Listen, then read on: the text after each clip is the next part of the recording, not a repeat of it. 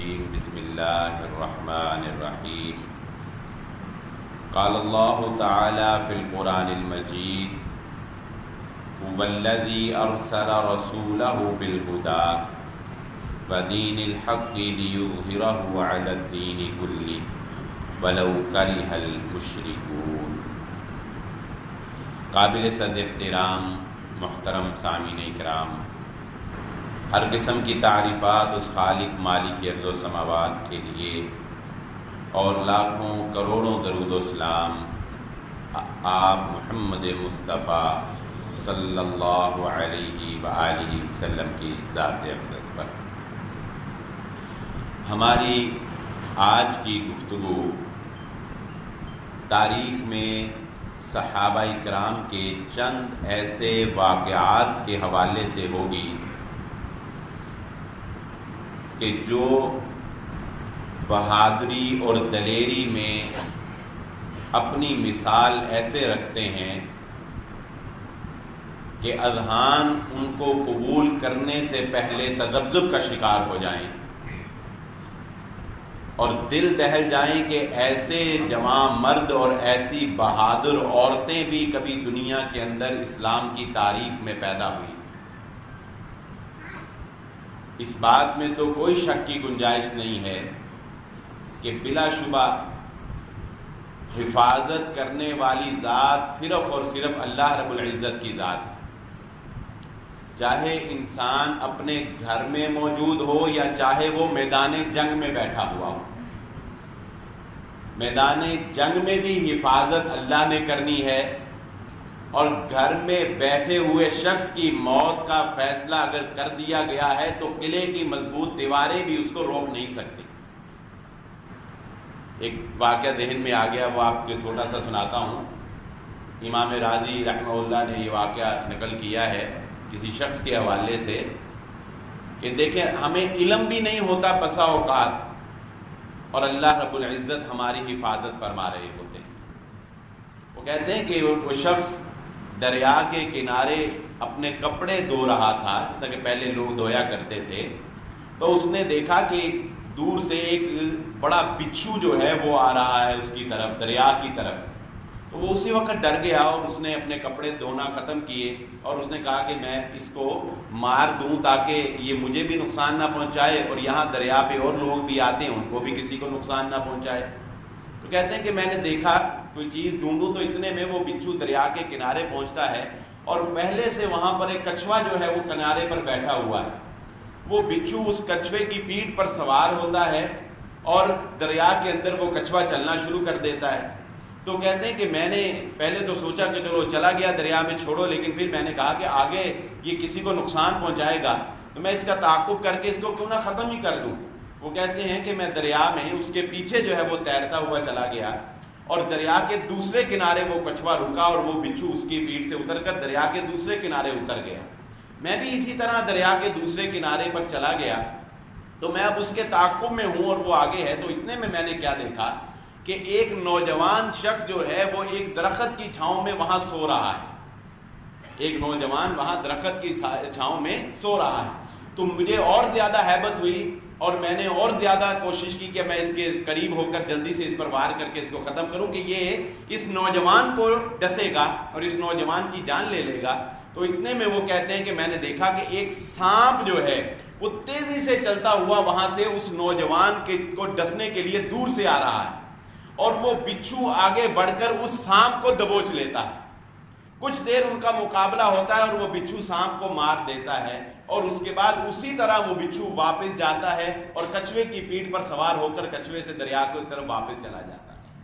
اور میں حیران ہو گیا کہ دراصل یہ بچھو یہاں پر اس سانپ سے اس نوجوان کی جان بچانے آیا تھا، اور اس کو پتہ ہی نہیں ہے اس سوئے ہوئے شخص کو کہ اللہ کیسے اس کی حفاظت کر رہا ہے۔ اس کو علم ہی نہیں ہے کہ اس کے پیچھے کیا جنگ ہو گئی، کہ ایک جنگ چھڑ گئی اور اللہ رب العزت نے اس کو بچا لیا۔ تو زندگی کے ایسے کئی واقعات ہوئے ہوں گے جن کا ہمیں علم ہی نہیں ہوتا اور اللہ رب العزت ہماری حفاظت فرما رہا ہوتا ہے، اللہ رب العزت ہمیں بچا لیتے ہیں۔ تو تو بات کرنے کا مقصد کیا ہے کہ جو واقعات آج ہم سنیں گے بلا شبہ حفاظت کرنے والی ذات تو اللہ کی ذات ہے، لیکن بہادری کے یہ جوہر صحابہ کرام نے دکھائے ہیں کہ اگر یہ صحابہ نہ ہوتے اور یہ احادیث میں بیان نہ ہوتا اور یہ روایات نہ ہوتی تو شاید کہ ہمارے دل اس کو قبول نہ کرتے۔ سب سے پہلے آپ کے سامنے ایک بہادر خاتون کا واقعہ جو ہے وہ گوش گزار کرتا ہوں۔ حضرت ام سلیم رضی اللہ تعالی عنہا کا نام شاید آپ نے اکثر سنا ہو۔ ان سے وابستہ بڑے ہی پیارے، ان کی زندگی سے وابستہ واقعات ہیں۔ یہ ایک بہادر خاتون تھی۔ جس طرح بعض مرد طبعاً بہادر ہوتے ہیں، دلیر ہوتے ہیں، اور بعض سادہ سے اور درویش سے، اسی طرح خواتین میں بھی یہ دلیر خاتون اور طبعی طور پر ایک بہادر خاتون تھی۔ ان کی سب سے پہلی جواں مردی کا عالم آپ یہاں سے دیکھیے کہ انہوں نے جب اسلام قبول کیا ہے تو جو شخص حضرت ابو طلحہ رضی اللہ تعالی عنہ جو کہ بعد میں مسلمان ہو گئے، انہوں نے حالت کفر میں ان کو نکاح کا پیغام بھیجا تھا۔ ابھی وہ مسلمان نہیں ہوئے تھے، ابھی وہ کافر تھے اور مالدار آدمی تھے۔ انہوں نے ان کو نکاح کا پیغام بھیجا تو انہوں نے یہ کہہ کر نکاح کا پیغام رد کر دیا کہ کیا تم جانتے نہیں ہو میں صرف ایک اللہ کی عبادت کرنے والی اور اللہ پر ایمان لانے والی، کیا ایک ایسے شخص سے جو بتوں کی پرستش کرنے والا ہو، مشرک ہو، اس سے نکاح کر سکتی ہے؟ ہاں، ایک شرط ہے، اگر تم مجھ سے نکاح کرنا چاہتے ہو تو میرا حق مہر یہ ہوگا کہ تم اسلام قبول کر لو، یہی میرا مہر ہوگا۔ اسلام قبول کر لو، یہی میرا مہر ہو جائے گا۔ وہ حضرت ابو طلحہ کہتے ہیں کہ تم جیسی عورت جو ہے اس کا مہر اسلام نہیں ہو سکتا، تمہارا مہر تو سونے چاندی ہونا چاہیے، کوئی جواہرات ہونے چاہیے۔ انہوں نے کہا نہیں، تم اسلام قبول کر لو، یہی میرا مہر ہوگا۔ چنانچہ حضرت ابو طلحہ رضی اللہ تعالیٰ عنہ نے محمد الرسول اللہ صلی اللہ علیہ وآلہ وسلم کی خدمت میں حاضر ہو کر اسلام قبول کر لیا، اور اس کے بعد آپ کی شادی حضرت ام سلیم رضی اللہ تعالیٰ عنہ سے ہو گئی۔ یہ اتنی بہادر خاتون ہے، غزوہ احد کے موقع کے اوپر، غزوہ احد پہ صحابہ اکرام کو، مجاہدین کو مشکیزے میں پانی پلانے کی جو ذمہ داری تھی وہ حضرت عائشہ صدیقہ رضی اللہ تعالیٰ عنہ کے ساتھ جو خاتون کھڑی ہو گئیں وہ حضرت ام سلیم رضی اللہ تعالیٰ عنہ تھی کہ مجاہدین کو پانی پلانا مشکیزوں سے لا لا کر وہ یہ کام کر رہی ہے۔ اور ایک جنگ میں تو ایسا بھی واقعہ ہوا کہ اپنے خیمے کے باہر جو ہے وہ خنجر لے کر کھڑی ہوئی ہیں، اور ان کے شوہر نے پوچھا کہ ام سلیم یہ کس لیے کھڑی ہو؟ تو کہا کہ کوئی کافر اگر میرے قریب آنے کی کوشش کرے گا تو یہ اس کے پیٹ میں اتار دوں گی، میں اس لیے یہاں پر توانا ہو کر اور چاقو چبند ہو کر جو ہے وہ میں کھڑی۔ لیکن وہ واقعہ جو ماؤں کے دل ہلا کر رکھ دے، اور وہ واقعہ کہ ماں کا ذہن جس کو قبول نہ کرے، وہ حیران کن واقعہ وہ ہے کہ جب حضرت ابو طلحہ رضی اللہ تعالیٰ عنہ کا بیٹا آپ گھر سے کام پر جانے لگے ہیں اور بیٹے کی طبیعت ناساز ہے، لیکن اپنی بیوی کو تلقین کر کے کہ اس کا خیال رکھنا، حضرت ابو طلحہ رضی اللہ تعالیٰ عنہ کام پر چلے جاتے ہیں۔ بیٹا پیچھے سے اس دنیا فانی سے کوچ کر جاتا ہے، وفات پا جاتا ہے۔ حضرت ابو طلحہ رضی اللہ تعالیٰ عنہ واپس تشریف لاتے ہیں۔ آپ اندازہ لگائیں، ایک ماں کے سامنے اس کا بیٹا موت کے گھاٹ اتر جائے، اس کا بیٹا وفات پا جائے، اس دنیا سے چلا جائے، اس پر کیا گزرتی ہے۔ ہم تو اتنے کمزور دل ہیں، کوئی انجانا کوئی بے ٹائمہ فون بھی آ جائے نا گھر سے تو دل ہل جاتا ہے کہ یار پتہ نہیں خیر ہی ہو، اس ٹائم فون آ گیا، کوئی ایسے انوکھے ٹائم فون آ جائے تو ماں باپ کا دل تو اتنا کمزور ہوتا ہے۔ حضرت ابو طلحہ رضی اللہ تعالیٰ عنہ واپس آتے ہیں۔ حضرت ام سلیم رضی اللہ تعالیٰ عنہ، ان کا روزہ ہے، حضرت ابو طلحہ کا روزہ ہے، ان کے لیے افطاری کا اہتمام کرتی ہیں، ان کے لیے اسی طرح بنتی سنورتی ہیں۔ وہ اپنے بیٹے کی طبیعت کے لیے کمرے میں جانے لگتے ہیں، کہتی ہیں کہ اس کو دیکھنے کی ضرورت نہیں ہے، وہ بالکل پرسکون ہو چکا ہے، وہ پرسکون ہے، اس کو دیکھنے کی ضرورت نہیں۔ حتیٰ کہ حضرت ابو طلحہ رضی اللہ تعالیٰ عنہ اپنی زوجہ کے ساتھ رات گزارتے ہیں، اور جس وقت صبح کے وقت تہجد کے لیے بیدار ہوتے ہیں تو بڑے پیارے انداز میں حضرت ام سلیم کہتی ہیں، ابو طلحہ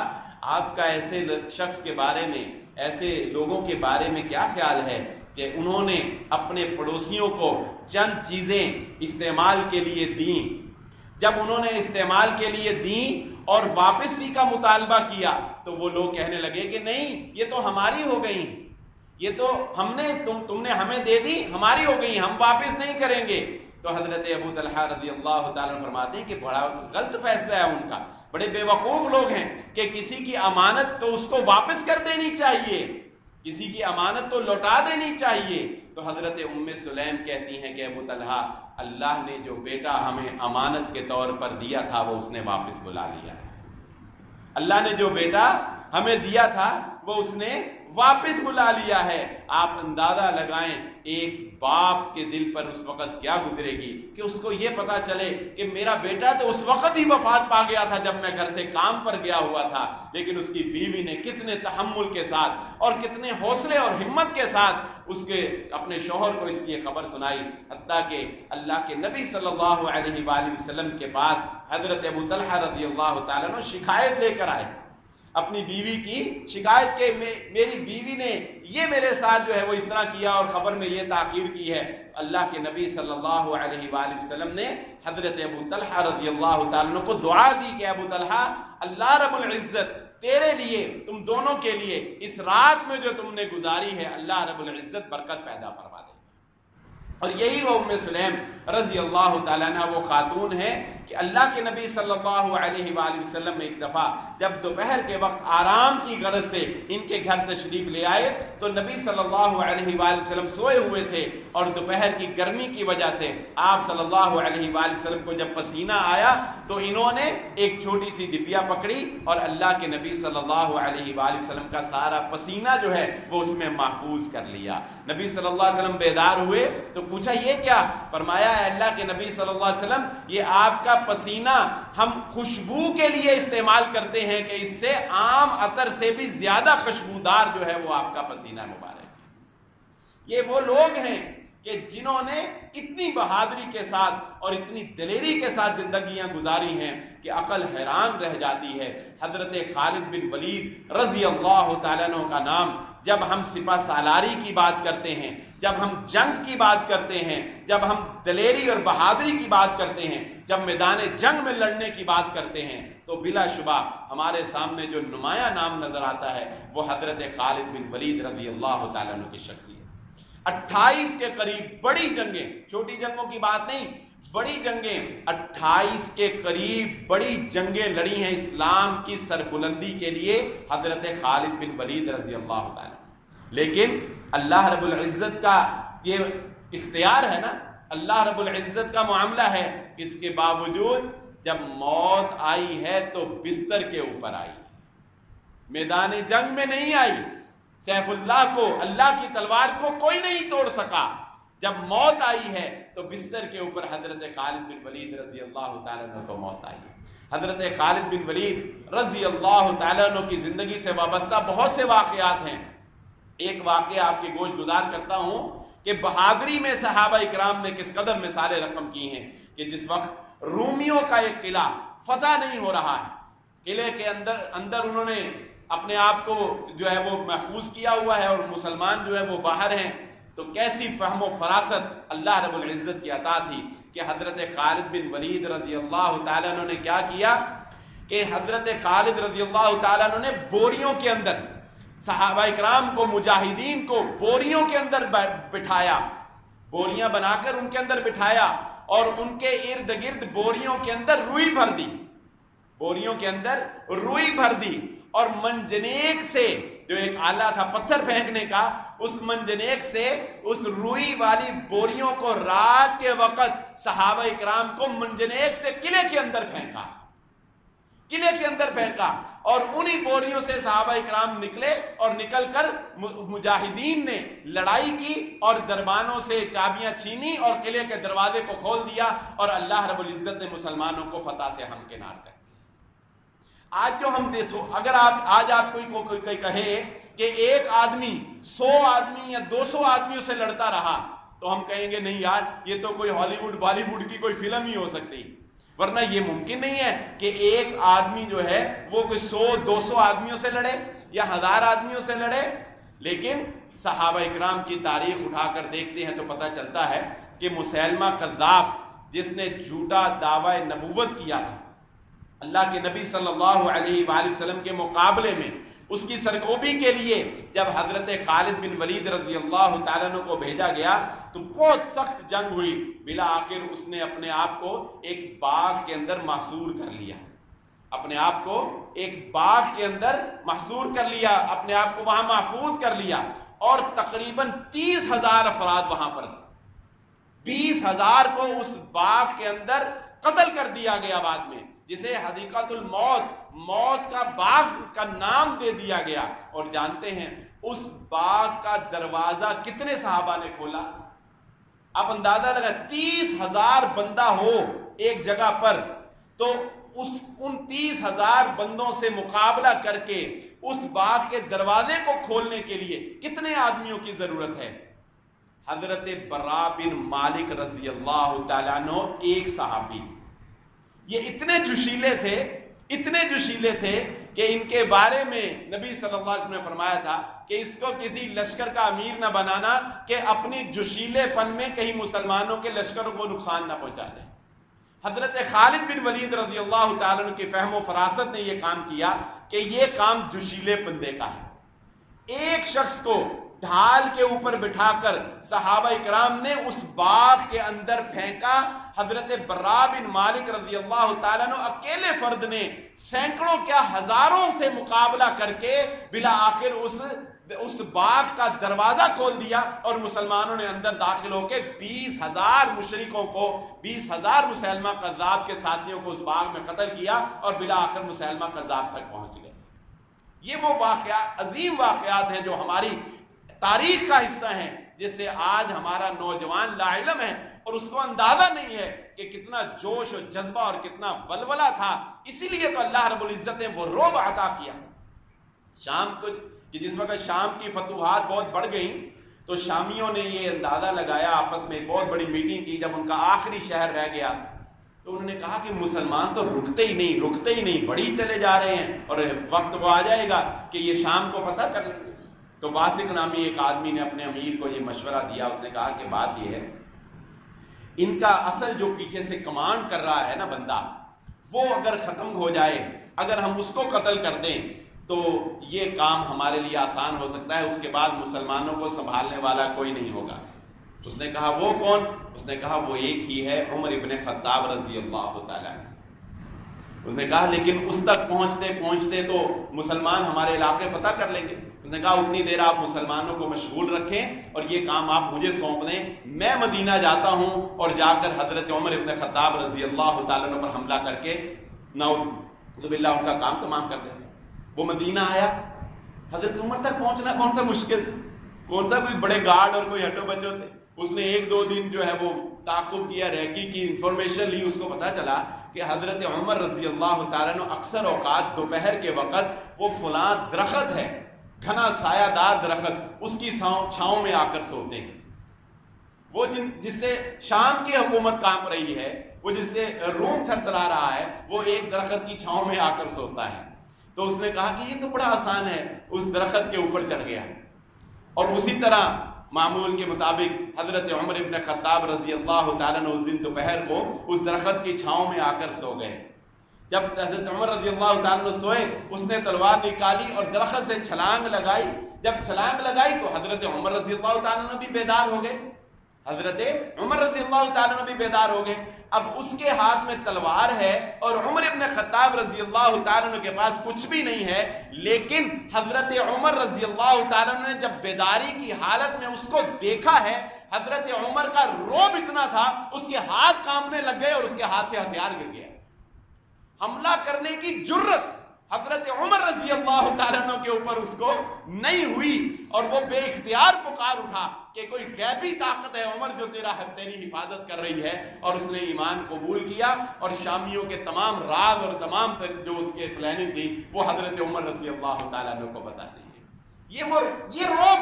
اور دبدبہ، یہ ہیبت تھی جو مسلمانوں کی اللہ رب العزت نے کفار کے دل کے اندر پیدا کی ہوئی تھی، ان کی سادگی اور ان کی درویشی کی وجہ سے۔ اور وہ صحابی بھی حضرت ابو مسلم خولانی رضی اللہ تعالیٰ، کہ حضرت عمر ابن خطاب اسود عنسی جس نے جھوٹا دعوی نبوت کیا تھا اس نے ان کو گرفتار کر لیا، اس نے ان کو گرفتار کر لیا۔ حضرت عمر رضی اللہ تعالیٰ عنہ نے ان کو مدینے میں دیکھا۔ واقعہ مختصر آپ کے گوش گزار کرتا ہوں کہ یہ وہ ہستی ہیں جن کو اللہ رب العزت نے وہ مقام عطا کیا جو مقام اللہ رب العزت نے ایک موقع پر اپنے خلیل اللہ حضرت ابراہیم علیہ السلام کو عطا کیا تھا۔ اور وہ کیا کہ جس طرح اللہ رب العزت نے حضرت ابراہیم علیہ السلام کو جب نمرود نے آگ میں پھینکا تھا تو اللہ رب العزت نے حضرت ابراہیم علیہ السلام کو باحفاظت بچا لیا، اسی طرح اسود عنسی جھوٹے دعوی نبوت کرنے والے نے ابو مسلم کو آگ کے اندر پھینکنے کا حکم دیا تھا اور ان کو اس نے آگ میں پھینک دیا تھا۔ اللہ رب العزت کے حکم سے آگ نے ان کا بال بھی نہیں جلایا، وہاں سے جلا وطن کر دیا گیا ان کو۔ مدینے میں آ کر بیت اللہ کے چھاؤں، بیت اللہ کے کنارے سوئے ہوئے ہیں۔ حضرت عمر رضی اللہ تعالیٰ عنہ نے دیکھا کہ یہ یمن سے اسود عنسی کے علاقے سے بندہ آیا ہے، پوچھا کہاں سے آئے ہو؟ اس نے بتایا میں وہاں سے اس علاقے سے آیا ہوں۔ حضرت عمر رضی اللہ تعالیٰ عنہ کہنے لگے اچھا، یہ خبر مشہور ہو گئی تھی۔ حضرت عمر رضی اللہ تعالیٰ عنہ نے پوچھا کہ بتاؤ وہاں ہمارے ایک ساتھی کے ساتھ یہ معاملہ ہوا ہے کہ اس کو آگ کے اندر پھینکا گیا اور آگ نے اس کو نہیں جلایا؟ تو اس نے کہا ہاں ایک آدمی کے ساتھ یہ واقعہ ہوا ہے۔ حضرت عمر رضی اللہ تعالیٰ کہنے لگے میں تمہیں قسم دے کر پوچھتا ہوں تم ہی تو نہیں وہ آدمی تم ہی تو نہیں ہو؟ اس نے کہا ہاں جی وہ آدمی میں ہی ہوں۔ حضرت عمر رضی اللہ تعالیٰ نے آگے بڑھ کے اس کے ماتھے کا بوسہ لیا اور سینے سے لگا دیا اور صحابہ کرام کو کہا کہ اس کے ماتھے کا بوسہ لو، یہ وہ ہے کہ جس کو اللہ رب العزت نے وہ مقام عطا کیا کہ کفار نے اس کو آگ میں پھینکنے کی کوشش کی، اللہ نے آگ سے صحیح سلامت اس کو بچا لیا۔ یہ اللہ رب العزت نے غیبی مدد اپنے بندوں کی ہے، اور وہ اقبال کا شعر اس غیبی مدد کے اوپر ہی اس نے کہا تھا کہ دشت و دشت دریا بھی نہ چھوڑے ہم نے، بحر ظلمات میں دوڑا دیے گھوڑے ہم نے۔ کہ جس وقت مدائن کی علاقے کو فتح کرنے کے لیے مسلمان آگے آئے ہیں تو دریا کے اوپر ایک پل تھا، ایرانیوں کے اور مسلمانوں کے درمیان دریا پہ ایک پل تھا، اور لڑتے لڑتے انہوں نے مدائن والوں نے بالآخر کیا کیا کہ جب انہوں نے یہ دیکھا کہ وہ شکست سے دوچار ہونے لگے ہیں تو وہ پل انہوں نے توڑ دیا۔ درمیان سے وہ پل توڑتے گئے پیچھے جاتے گئے، پل توڑتے گئے پیچھے جاتے گئے، لیکن مسلمانوں کو دریا کا جو آڑ تھی وہ بھی نہ روک سکی۔ جذبہ اتنا تھا، ولولہ اتنا تھا، اللہ پر یقین اتنا تھا کہ مسلمانوں نے پل ٹوٹ جانے کے بعد دریا کے اندر اپنے گھوڑے دوڑا دیے، اور ایرانی فوج یہ دیکھ کر کہ مسلمانوں کے گھوڑے پانیوں کے اوپر چلتے آئے ہیں انہوں نے کے اندر مقابلہ کرنے کی جرت باقی نہ رہی، اور یہ مقولہ مشہور ہو گیا دیو آمد کہ یہ انسان نہیں ہے تو کوئی دیو آ رہے ہیں، ہم ان کا مقابلہ نہیں کر سکتے، اور اس وقت مسلمانوں نے وہ فتح کر لیا، مسلمانوں نے اس علاقے کو فتح کر لیا۔ یعنی کہ یہ وہ حیران کن مثالیں ہیں، یہ وہ معجزات جنہیں آپ کہہ سکتے ہیں، یہ وہ انہونی اور انوکھی باتیں ہیں جو اللہ رب العزت نے اپنے بندوں کی مدد کی، اللہ رب العزت نے اپنے بندوں کی نصرت کی۔ لیکن یہ بندے وہ تھے جو راتوں کو قیام کرتے تھے، صبح کو جہاد کرتے تھے، دنیا جن کی نظروں کے اندر کوئی حیثیت نہیں رکھتی، دنیا جن کے نزدیک یہ حیثیت رکھتی تھی کہ حضرت عمر ابن خطاب رضی اللہ تعالیٰ عنہ نے اپنے گورنروں کو آزمانے کے لیے، حضرت ابو عبیدہ ابن جراح رضی اللہ تعالیٰ عنہ کو آزمانے کے لیے ایک دفعہ ان کے پاس 4000 درہم حضرت عمر رضی اللہ تعالیٰ عنہ نے دیے۔ یہ کوئی حرام کے نہیں تھے، بلکہ امیر المومنین کی جانب سے ایک سپہ سالار کو تحفہ دیا جا رہا تھا۔ اپنے نمائندے کو کہا یہ درہم لے جاؤ، یہ اشرفیاں لے جاؤ، اور جا کر سپہ سالار ابو عبیدہ ابن جراح رضی اللہ تعالیٰ عنہ کو دے دینا، اور ساتھ یہ تلقین کی کہ پھر دیکھنا کہ ابو عبیدہ ان درہموں کے مل جانے کے بعد کہاں ان کو خرچ کرتے ہیں،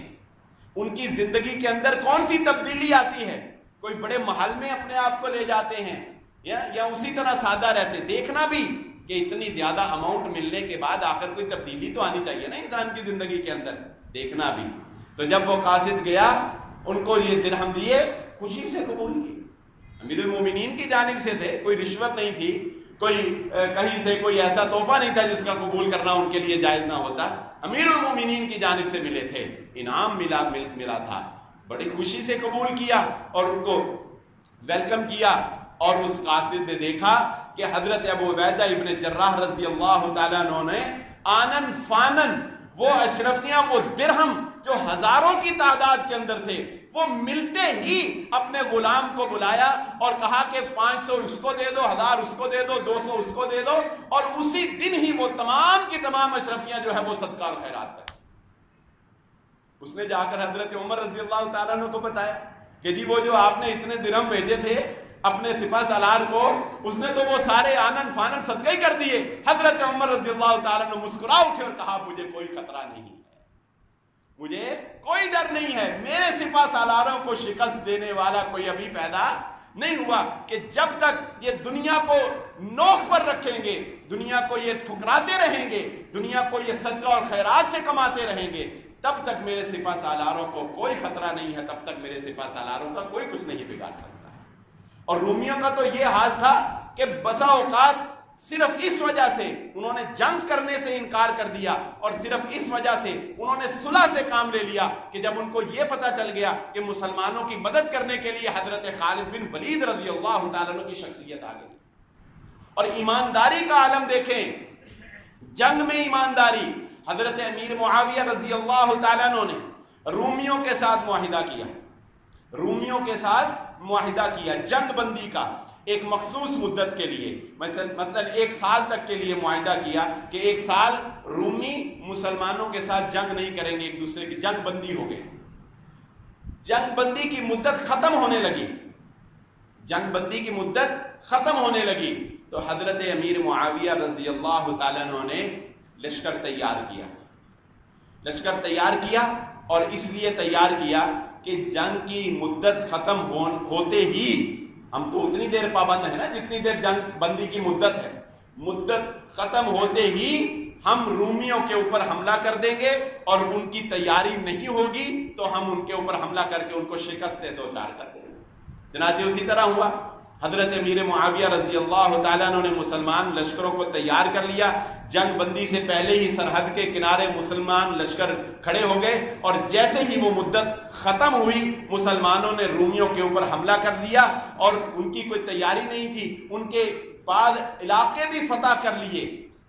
بعد علاقے بھی فتح کر لیے. اسی دوران پیچھے سے ایک شخص دوڑتا ہوا آیا اور آ کر حضرت امیر معاویہ رضی اللہ تعالیٰ عنہ کو کہنے لگا میں نے اللہ کے نبی صلی اللہ علیہ وآلہ وسلم کا ایک فرمان سنا تھا. کہا کیسا فرمان؟ کہا میں نے اللہ کے نبی صلی اللہ علیہ وآلہ وسلم کا یہ فرمان سنا تھا کہ آپ نے ارشاد فرمایا اگر کسی قوم سے تم نے جنگ بندی کا معاہدہ کیا ہو تو اس معاہدے کو ختم کرنے سے پہلے اس وقت تک ان کے اوپر حملہ نہ کرنا جب تک کہ تم ان کو اس کی اطلاع نہ دے دو. جنگ بندی کا معاہدہ بھی ہوا, پھر بھی ان کو اطلاع دو کہ جنگ بندی کا معاہدہ ختم ہو چکا ہے, ہم تم پر کسی بھی وقت حملہ کر سکتے ہیں. جب تک کہ تم ان کو اطلاع نہ کر دو, مطلع نہ کر دو, تب تک ان کے اوپر حملہ نہ کرو. آپ بتائیں حضرت امیر معاویہ رضی اللہ تعالیٰ عنہ کا کیا یہاں پر اقدام ہونا چاہیے تھا کہ ایک سپہ سالار جب کسی علاقے کو فتح کر لے کون چھوڑتا ہے پھر علاقے کو؟ حضرت امیر معاویہ رضی اللہ تعالیٰ عنہ نے اللہ کے نبی صلی اللہ علیہ وسلم کا فرمان سنا, اسی وقت لشکر کو واپسی کا حکم دے دیا. جو علاقے فتح کیے تھے وہ علاقے دوبارہ ان کو واپس کر دیے, سارا ساز و سامان جو ہے ان کو واپس کر دیا, اور مسلمانوں کی سرحدیں دوبارہ وہیں پر قائم ہو گئی جہاں پر کہ وہ پہلے کا. جنگ کے اندر بھی مسلمانوں نے کبھی کسی بچے کو قتل نہیں کیا, کسی عورت کو قتل نہیں کیا, کسی بوڑھے کو قتل نہیں کیا, کسی کی املاک کو نقصان نہیں پہنچایا, درختوں کو نہیں آگ لگائی, کسی کی عبادت گاہوں کو نہیں توڑا. مسلمانوں نے جنگ کے اندر بھی, آج جو ہم دیکھتے ہیں نا طاقت کے نشے کے اندر, آپ دیکھیں کہ جنگ کے بھی کچھ رولز ہیں, کچھ جنگی قوانین بھی ہوتے ہیں, کچھ جنگی قوانین بھی ہیں. وہ کہ اس جدید دور کے اندر جنگ کے کوئی قوانین نہیں رہے, دھجیاں اڑا کر رکھ دی ہم نے ہر چیز کی. لیکن یاد رکھ لیجئے یہ بات, مسلمانوں کا یہ ترائے امتیاز ہے, جنگ بھی کی ہے تو اصول کے ساتھ کی, جنگ بھی کی ہے تو قانون کے ساتھ کی ہے, کسی کے ساتھ اختلاف بھی ہے تو ادب کا دائرہ ہاتھ سے نہیں جانے دیا, آج ہمیں بھی اختلاف ہو جاتے ہیں نا، وہ تو جنگ کی بات ہے، ہمیں کسی سے اختلاف ہو جائے تو ہم اس کی ذات کی دھجیاں اڑا کر رکھ دیتے ہیں، ہم ذاتیات پر اتر آتے ہیں، گالی گلوچ کے اوپر اتر آتے ہیں، ہم اس کے ماضی کے گناہ کریز کر نکال کر اس کے سامنے رکھتے ہیں، بلکہ جھوٹے الزامات اس کے سامنے رکھتے ہیں۔ بس ہماری کسی سے تکرار ہونی چاہیے، پھر دیکھیں ہم زبان کے نشتر کس طرح اس کے آر پار کرتے ہیں اور کس طرح ہم اس کے اوپر الزام تراشیاں کرتے ہیں۔ اللہ کی قسم یہ ہماری بحث مباحثے اور ہمارے اختلافات کیا حیثیت رکھتے ہیں۔ ہمارے اسلاف نے تو جنگ بھی ادب و آداب اور قوانین کے خلاف کبھی نہیں لڑی، یہ وہ عظیم ہستیاں ہیں۔ تو یہ واقعات ہماری تاریخ کا سنہرا باب ہے۔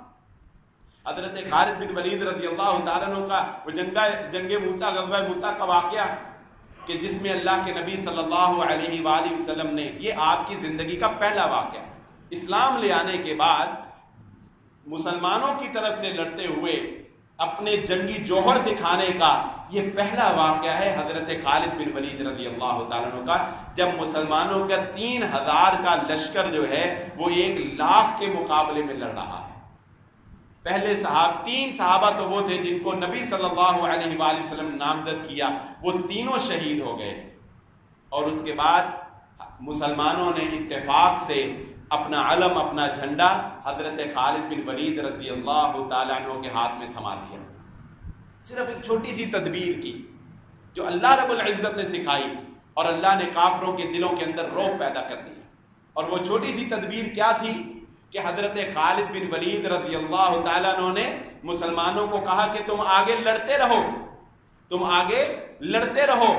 اور چند گھوڑ سواروں کو کہا کہ تم مسلمانوں کے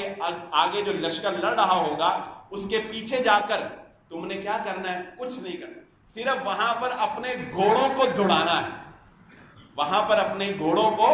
ادھر چلے گئے، ادھر چلے گئے، ادھر، اس تھوڑے سے ایریے میں بس گھوڑے دوڑتے رہے مسلمانوں کے لشکر کے پیچھے سے۔ مسلمانوں نے اس طرح ہی کیا، اور رعب اللہ نے ڈال دیا۔ کیا رعب ڈال دیا؟ جب پیچھے سے گرد اڑ رہی تھی تو کفار نے یہ سمجھا کہ مسلمانوں کی مدد کے لیے پیچھے سے کوئی بہت بڑا لشکر جو ہے وہ آ گیا۔ گرد جو اڑ رہی ہے گھوڑوں کی، تو کافروں نے کیا سمجھا کہ پیچھے سے کوئی بہت بڑا لشکر۔ بس دل کے بدلنے کی بات ہوتی ہے، جذبے اسی وقت ختم، بس دل بدل جائے۔ جیسا کہ حضرت خالد بن ولید رضی اللہ تعالیٰ نے ایک جنگ کے اندر جب مسلمان پسپا ہونے لگے تو حضرت خالد بن ولید رضی اللہ تعالیٰ نے ایک نعرہ لگایا، کیا کہا کہ یہ مت سوچو کہ آج کے بعد تم نے مدینہ واپس جانا ہے، یہی تمہارا مدینہ ہے، یہی جینا ہے، یہی مرنا ہے۔ اسی وقت حوصلے جوان ہو گئے۔ اور ایک جنگ کے اندر اسی طرح جب مسلمان پسپا ہونے لگے، حضرت خالد بن ولید رضی اللہ تعالیٰ نے کیا کہا؟ حضرت خالد بن ولید رضی اللہ تعالیٰ نے فرمانے لگے مسلمان ابھی ڈاؤن ہو رہے ہیں، سپہ سالار کا کام ہی کیا ہے؟ الفاظ کے جادو سے جذبات کو بلند کر دینا۔ حضرت خالد بن ولید رضی اللہ تعالیٰ فرمانے لگے مسلمانوں کیا ہو گیا ہے تم کو؟ سمجھ لو کہ تم کسی کافروں سے لڑ رہے ہو تو یہ میدان محشر ہے تمہارے لیے، اس طرح لڑو کہ گویا تم میدان محشر کے اندر کھڑے ہوئے ہو، اس جوان مردی کے ساتھ لڑو۔ بس یہ ایک جملہ سنا، مسلمانوں کے حوصلے جوان ہو گئے۔ تاریخ سازوں نے لکھا مسلمان جوان مردی سے لڑے، اللہ رب العزت نے فتح عطا فرمائی۔ تو چند جملوں سے اور چند تدبیروں سے مسلمانوں نے جنگوں کے فیصلے بدل کے رکھ دیے اور کایا پلٹ کر رکھ دی، ہزاروں لاکھوں پر حاوی ہو گئے۔ تو یہ اللہ رب العزت کی غیبی مدد بھی تھی ان درویشوں کے ساتھ، اور اللہ رب العزت نے وہ ایمانی قوت جو ان کو عطا کی ہوئی تھی۔ ان واقعات سے آج ہماری خواتین، ہمارے نوجوان جو ہیں وہ بالکل لا علم ہیں، کمزور دل ہو گئے ہیں، ہم چھوٹی سی تکلیف سے ڈرنے والے، اور دین کا تھوڑا سا کام کرتے تکلیف آ جائے تو چھوڑ کر بیٹھ جانے والے اور پیچھے ہو جانے والے، اپنے کام سے کام رکھنے والے۔ نہیں، مسلمان کا کام اپنے کام سے کام نہیں ہوتا، وہ دین کے لیے محنت کرتا ہے، وہ دین کے فروغ کے لیے کوشش کرتا ہے۔ اللہ رب العزت سے دعا ہے اللہ مجھے اور آپ کو جو کہا اسے سنا، سمجھنے کی اور عمل کرنے کی توفیق عطا فرمائے۔ وما علیہ الا